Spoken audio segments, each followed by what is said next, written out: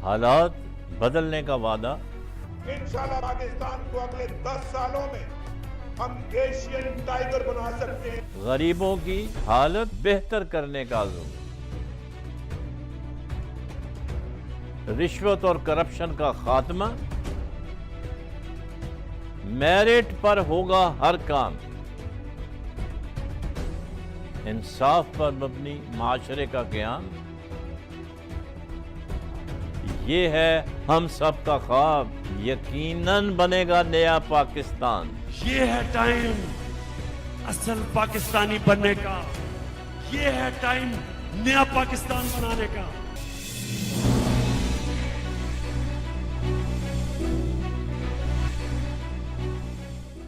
Welcome back. Break پہ جانے سے پہلے بات ہو رہی تھی سی پیک کے حوالے سے صلاح الدین حیدر صاحب سے، تو انہوں نے اپنا تجزیہ پیش کیا کہ رزاق داؤد صاحب کا ایک بیان تھا جس کو کہ توڑ مروڑ کر پیش کیا گیا اور جس کا کہ پاکستان نے منسٹری آف کامرس نے اس کا جواب دے دیا، اور وہ چائنیز جو ہیں they are fully satisfied with the response of Pakistan.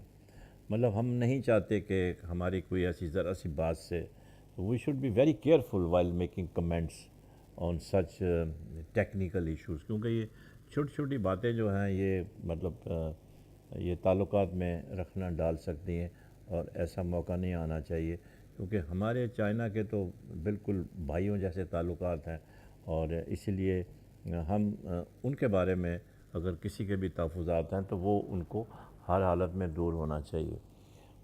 آپ کو میں نے اپنے انٹرو میں بتایا تھا کہ اسحاق ڈار صاحب ان کا جو ہے یہاں سے جو سلسلہ ہوا پاسپورٹ بھی کینسل ہو گیا، آپ کو پتہ ہے برطانیہ درخواست مسترد کر دی، برطانیہ نے ریپیٹریشن کی مسترد کر دی ہے. اور لیکن ساتھ میں برطانیہ نے یہ بھی کہا جو انگلینڈ سے اعلان ہوا تھا، جی بالکل، اس میں ساتھ میں کہا کہ قانون میں گنجائش، یہ جملہ تھا اس کے آگے، قانون میں گنجائش موجود ہے، پاکستان درخواست دے ہمیں، ہم اس کو کنسیڈر کریں گے. اس کے بعد برطانوی ہائی کمیشن جو اسلام آباد میں ہے اس کا اعلانیہ جاری ہوا پرسوں.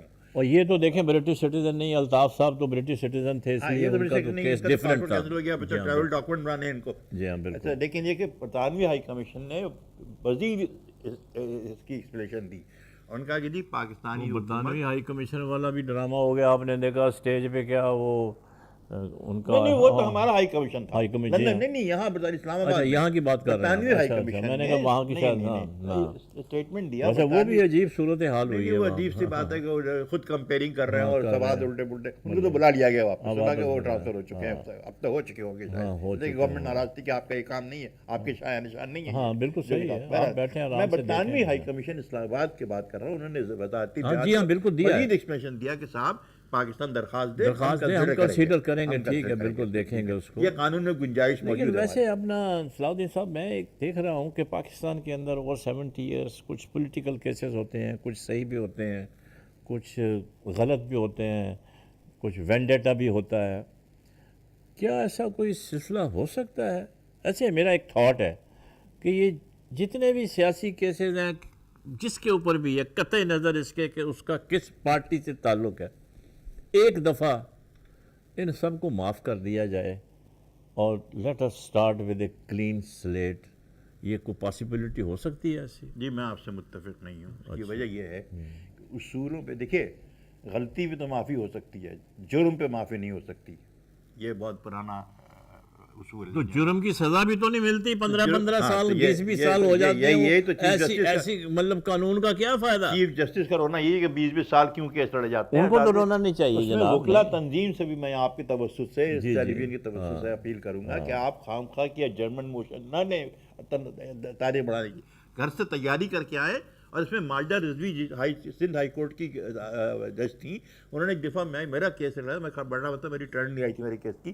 کچھ وکلا آیا، انہوں نے کچھ چیزیں ڈیٹ دیجیے اسے. کیوں گھر سے پڑھ کے کیوں نہیں آئے بھائی؟ آج آپ کی ڈیٹ ہے، آپ کو تیاری کر کے آیا تھا. ہم تو صبح 7 بجے پڑھ کے آتے تھے گھر سے جب میں وکیل تھی. یہ دیکھیے وکلا کا کام ہے کہ وہ بینچ کو سپورٹ کریں، اور بینچ کا کام بھی ہے کہ روزانہ بنیاد پہ، یہ برطانیہ میں روایت ہے کہ آپ جب کیس فائل کرتے ہیں تو آپ کا کیس فائل ایک دفعہ شروع ہو گیا تو روزانہ کی بنیاد پہ 3-4 دن میں ختم کر دیتے ہیں. بالکل ہونا چاہیے، یہی ہونا چاہیے. اور آپ بھی دیکھیں ابھی GIT بنی ہوئی ہے، आसिफ जारी के बारे में आईटी बन गई, जी हाँ बिल्कुल, लेकिन आप क्या ये नहीं अब समझते ये मुद्दत तोसी करो, आप क्या समझते हैं चीफ जस्टिस तो अभी चले जाएंगे, फिर नए चीफ जस्टिस आएंगे, क्या ये पॉसिबिलिटी है कि ये इनके लिए टाइम फिक्स कर दें कि लोअर कोर्ट में इतने दिन, हाई कोर्ट में इतने दिन और सुप्रीम कोर्ट में इतने दिन? टाइम तो फिक्स नहीं है, उम्र फिक्स है, हैं? उम्र फिक्स है। कॉन्स्टिट्यूशन में लिखा हुआ है कि हाई कोर्ट की रिटायरमेंट एज 62 साल है। नहीं, वो उम्र की बात नहीं मैं कर रहा हूँ, मैं केसेस की बात कर रहा हूँ। जी हाँ, अगर हाई कोर्ट से सुप्रीम कोर्ट में आप चले आते हैं तो 65 साल आपकी उम्र हो जाती है रिटायरमेंट की।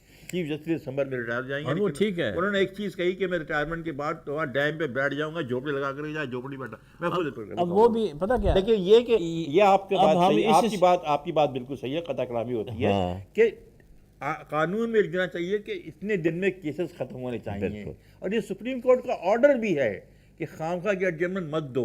लेकिन वकला हजरात से मैं दरख्वास्त कर रहा हूँ, वो क्यों मांगते हैं नहीं एडजमेंट? नहीं, वकील वो आप एक्सपर्टी करते हैं, अगर आप तैयार नहीं हैं तो इसमें खत्म करें जज का तो उसको, कसूर नहीं है judgment दे ना। दें। अगर आप तैयार करके नहीं आए हैं केस अपना तो एक्सपर्टी एक्सपर्टी करते हैं, खत्म होगी बात। इसलिए कि कहानी। बुनियाद आपको डालनी पड़ेगी, क्योंकि शुरुआत करनी हाँ, पड़ेगी कहीं से। आपको ये कड़वा घूंट पीना पड़ेगा, और जब भी आपको देखें वो कहते हैं justice delayed justice denied, justice denied, तो लोग मर भी जाते हैं और उनके केस के फैसले नहीं होते। पोते भुगतते रहते हैं। अभी एक आज ही मैंने खबर पढ़ी है, एक 11 साल का बच्चा, ये सुप्रीम कोर्ट का फैसला है, 11 साल का बच्चा कोई नारकोटिक्स में पकड़ा गया था, 11 साल का बच्चा पकड़ा गया था, वो 13 साल के बाद रिहा हो बाइज्जत गया। बरी हुआ है। 13 साल जेल में गुजारे बेचारे ने, आप जरा- और अब बाइज्जत बरी हो गया। हाँ, और सुप्रीम कोर्ट से कातिल बरी हुए हैं 20-20 साल बाद, कत्ल का इल्जाम गलत साबित हो अब गया। मुझे आप बताएं कि ये रीवैम्पिंग करने की बड़ी सख्त बहुत ज़रूरत सख्त है। जरूरत है, बहुत सख्त जरूरत है। जब तक हम नहीं करेंगे तो और देखें इसमें- इंसाफ जो है ना होता वो भी नज़र आना चाहिए, खाली वजारत हमें कानून को, तकरीरें कर महकमा करके हम लोग- कानून को सूबाई सतह पर पे, विभाग सतह पर पे, हर सतह पे बैठ करके चारों सूबाई वज़ार कानून, वफाकी वज़ार कानून, वजारत खारजा कानून के असल में बैठ इस- करके इसको रिफॉर्म, जुडिशल इसकी रिफॉर्म, बुनियादी वजह क्या है? इसकी बुनियादी वजह जुडिशल रिफॉर्म नहीं है। नहीं, क्यों नहीं है? उसकी वजह यह है कि हमारे जो मेंबर मुंतखब होकर असेंबलियों में जाते हैं वो वो काम नहीं लेजिस्लेशन करते। करते ही नहीं, लेजिस्लेशन काम वो करते। काम नहीं करते। उसी पे पैसे ये दे जो दो, गलियां अवाम बनवाओ, के बनवाओ। मसले मसाइल हैं, इनके ऊपर कोई तवज्जो ही देने को तैयार नहीं है। पार्लियामेंटेरियन अपनी तनख्वाहें बढ़ाने के लिए, अपनी मराहत हासिल करने के साढ़े लिए, 4-4 लाख रुपए तनख्वाहें बढ़ गई यार पार्लियामेंटेरियन तो की। मैं बस वही बताना किफायत चाह रहा शायरी हूँ कहाँ गई? कि जो लेजिस्लेशन उनका मेन काम है, जो कि आप जिससे मुल्क चलते हैं, जिससे कि आप लोगों को रिलीफ देते हैं, उसके ऊपर आज तक कोई हुकूमत ने काम नहीं किया। मतलब तो उसका रिजल्ट पार्लियामेंट ही जाते यही हैं है लोग ना। ऐश करने, हाँ, बिल्कुल। गाड़ियाँ बड़ी मिल जाए, परमिट मिल जाए, लाइसेंस मिल जाए, ये गलत चीज़ है। दुनिया में देखें पार्लियामेंटेरियन काम होता है लेजिस्लेशन करना, निज़ाम हुकूमत को संवारना। जो काउंटीज का सिस्टम होता है, मेयर रिस्पॉन्सिबल होता है शहर की सड़कें बनाना। तो हम उम्मीद करते हैं कि अभी इमरान खान साहब जो हैं ये रिफॉर्म्स लेकर आएंगे, और अब प्रॉब्लम इनका ये है, अभी फ्रेंडली अपोजिशन कोई नहीं होगी आपकी इतला के लिए। He will have very tough time sir, इतनी बड़ी Toughest opposition आई है। इतनी टफेस्ट अपोजिशन पाकिस्तान की तारीख में नहीं आई नहीं आई है, कभी। और ना ही मेरा ख्याल है दोबारा आने। शहबाज शरीफ ने ये कह भी दिया हाँ। कि जनाब आपने कहा था कि कमीशन बनाएंगे हम, ये रिगिंग, ये इलेक्शन के डिले को, तो कमीशन जब तक नहीं बनाएंगे हम चल नहीं देंगे असेंबली हाँ, को। वो जो अभी 17 को पार्लियामेंट का सेशन कॉल हो रहा है मुश्तरका इजलास में, वो तो सदारती जी हाँ होगा, लेकिन आगाज होगा पार्लियामेंट का आगाज होगा साल तो उसमें बड़ा अच्छा आगाज होगा, वो भी आप देख लीजिएगा। मतलब हंगामा मचेगा, होगा। इतने आराम से नहीं होगा आगाज जितना आप समझ रहे हैं। तो ये ज़रूरी है कि इसके ऊपर आप बैठ के देखें।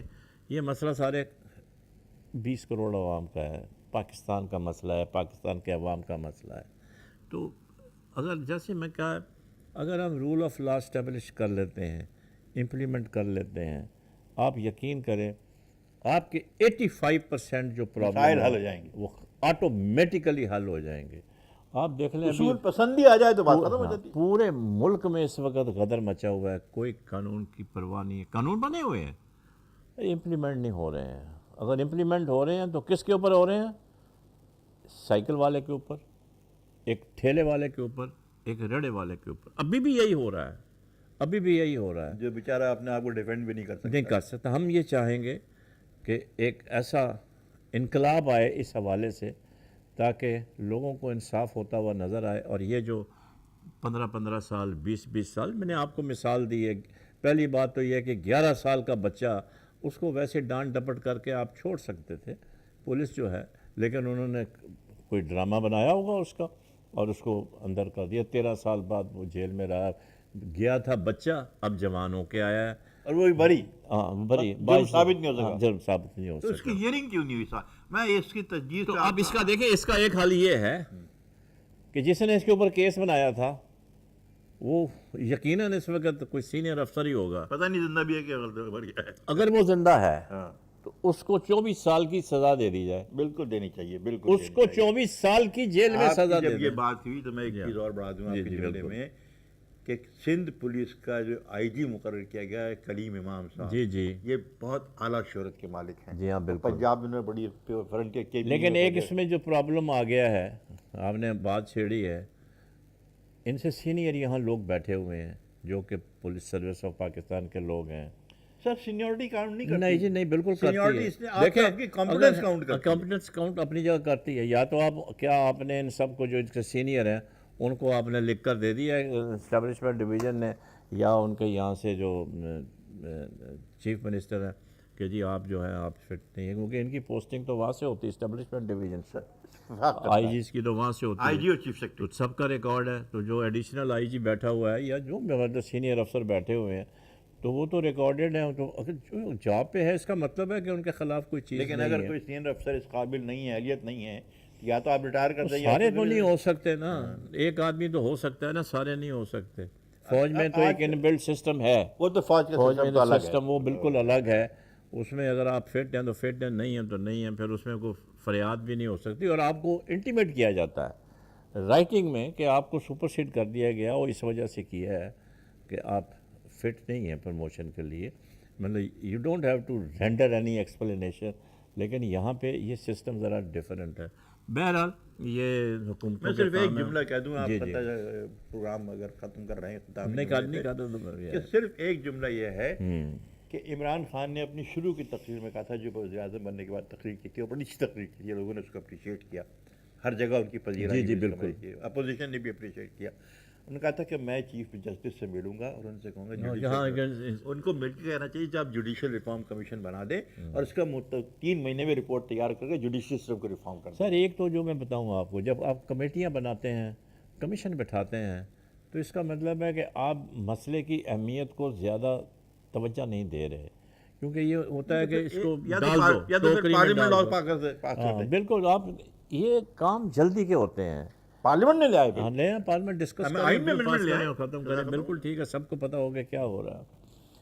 بات ہو رہی تھی وہ 1 کروڑ نوکریوں کی اور 50 لاکھ گھر بنانے کی. تو اس میں نے اپنے انٹرو میں بتایا آپ کو کہ انیل مسرت صاحب جو کہ جی بلڈر ہیں, وہ فری آف سروس یعنی کہ اپنی خدمات دیں گے اور طریقے بتائیں گے کہ کس طرح سے بنانے ہیں. تو میرا اس میں یہ سوال تھا کہ اچھی چیز ہے کہ ان کے دوست ہیں اور وہ باہر سے آئے ہیں, کہ ہمارے یہاں ماشاءاللہ بہت اچھے بلڈرز ہیں. آپ دیکھیں کراچی کو انہوں نے کس طرح خوبصورت بلڈنگیں تعمیر کی ہیں, اور چیپ ہاؤسز بھی ہمارے جو بلڈر ہیں بنا رہے ہیں. تو ابھی تک ایک تو یہ کہ کوئی میکینزم نہیں آئی ہے کہ کتنے گھر کتنے صوبوں میں کیسے بنیں گے, کیا ہوگا, ایلوکیشن نہیں آئی ہے.